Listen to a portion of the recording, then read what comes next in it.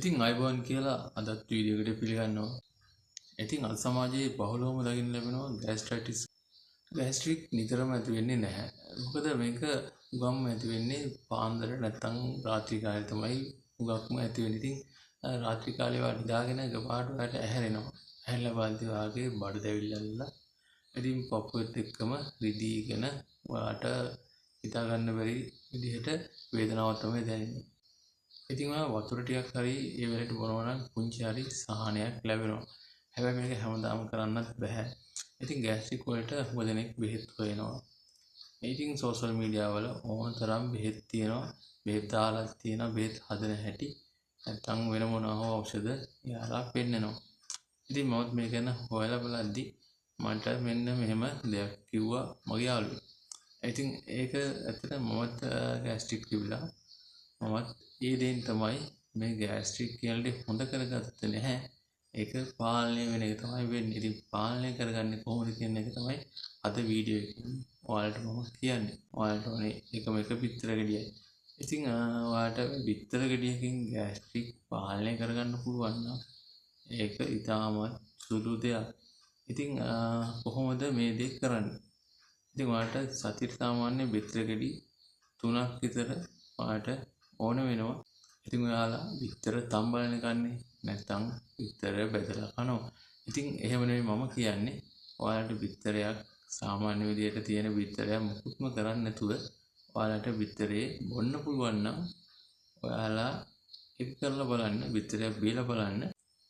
ඉතින් ගෑස්ට්‍රික් මුලින්ම හැදෙද්දි ඔයාලට මෙන්න මේ වගේ දේවල් තමයි දැනෙන්නේ. ඉතින් බඩේ දැවිල්ල අල්ලනවා, පපුවේ දැවිල්ල අල්ලනවා. නැතිනම් ඔයාලගේ මෙන්න මේ හකුපදේශේ දැවිල්ලක් අල්ලන්න පුළුවන්.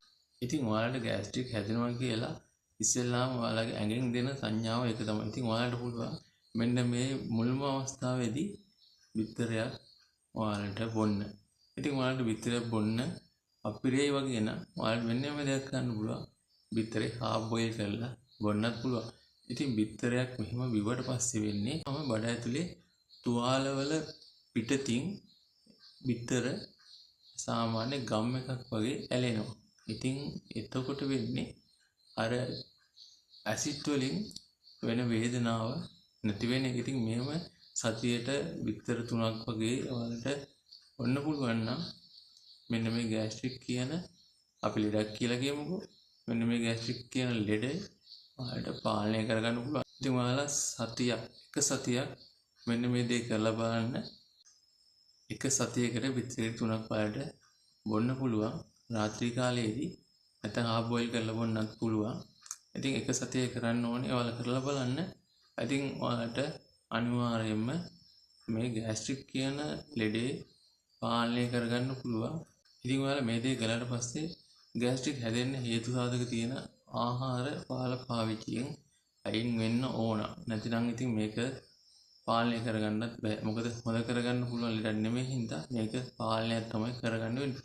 ඉතින් ඔයාලා මේ දේ කරලා බලලා ඔයාලට සුවයක් නැත්නම් ඔයාලට පාලනයක් වෙලා තියෙනවා නම් ඉතින් වීඩියෝ එක පහලින් කමෙන්ට් සෙක්ෂන් එක තියෙනවා.